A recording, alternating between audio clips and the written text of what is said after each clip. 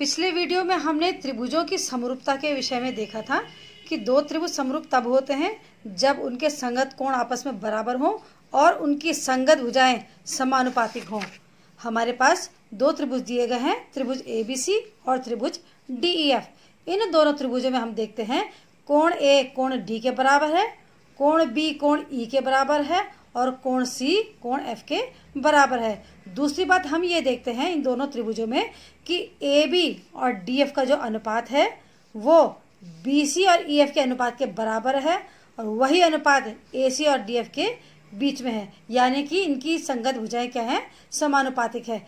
इस प्रकार से हम इन दोनों त्रिभुजों को कह रहे थे कि ये दोनों त्रिभुज क्या होंगे, समरूप होंगे, यानी कि त्रिभुज ABC समरूप त्रिभुज DEF।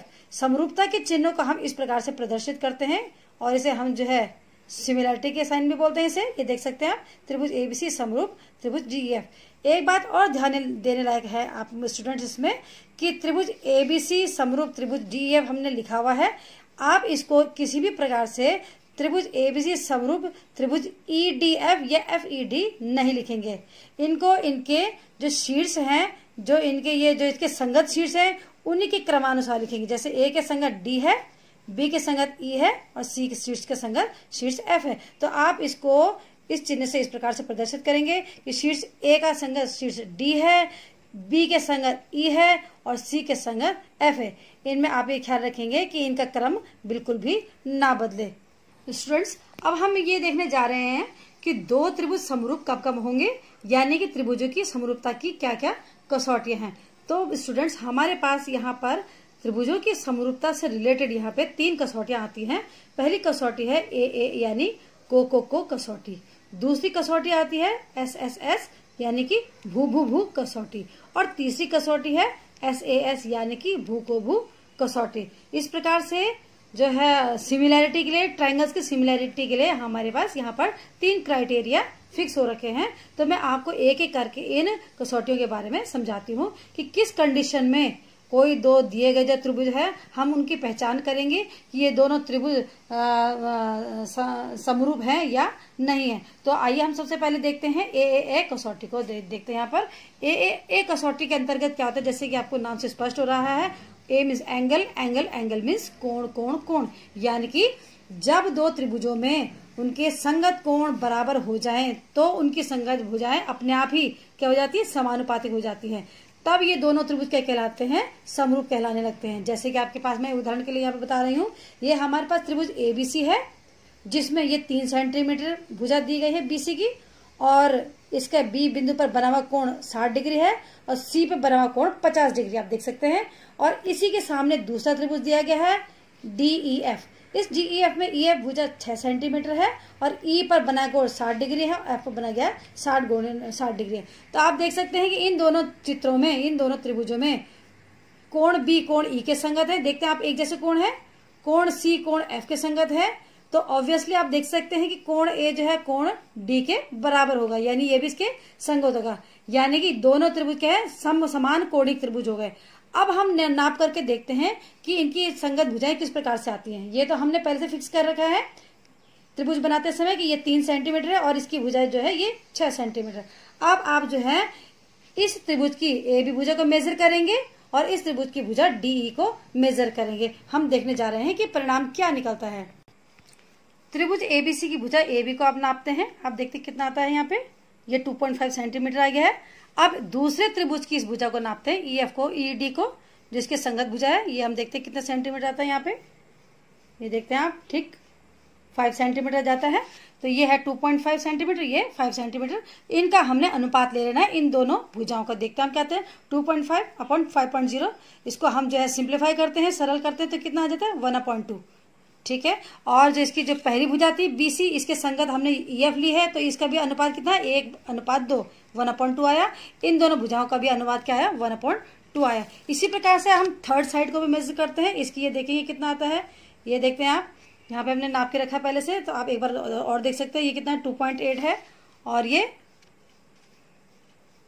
इसका आया है 5.6 के करीबन, ठीक है।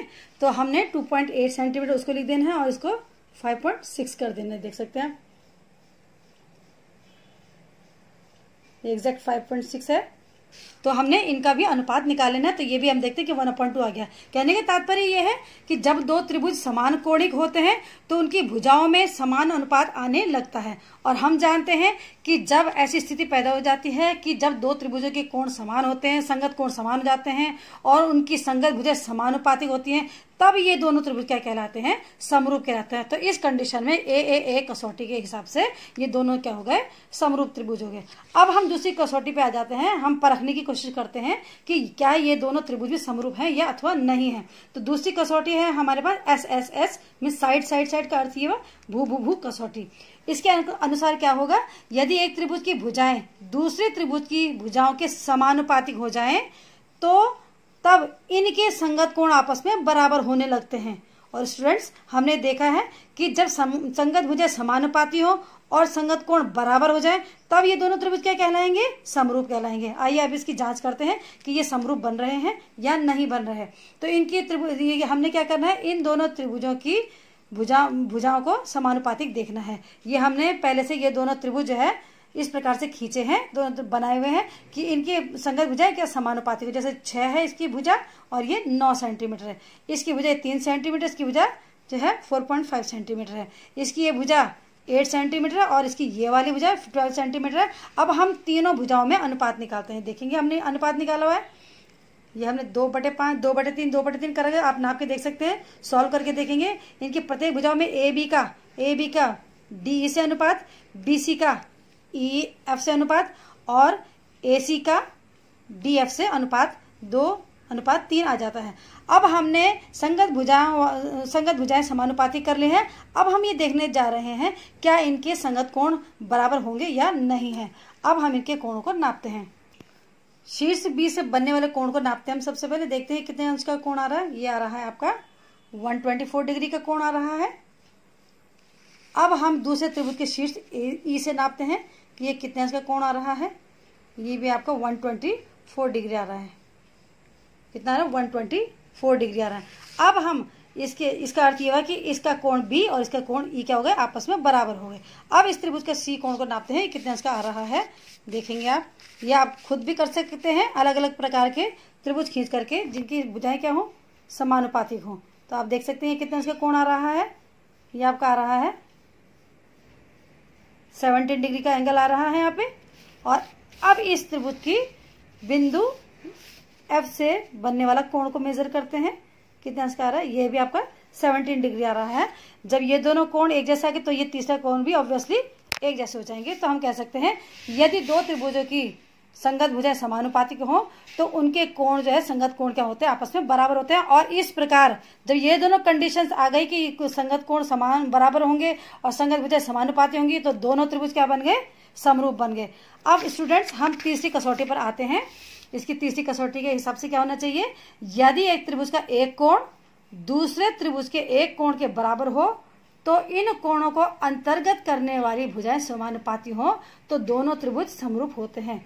इसका तात्पर्य यह है कि SAS माने कोण भुजा कोण भुजा, भू को भू कसौटी। इसके हिसाब से क्या होगा देखेंगे। ये एक त्रिभुज दिया गया है। इस त्रिभुज में हमने ये दो भुजा है, इनके बीच में बनने वाला कोण अंतर्गत का अर्थ हुआ कि दो भुजाओं के अंदर बनने वाला कोण।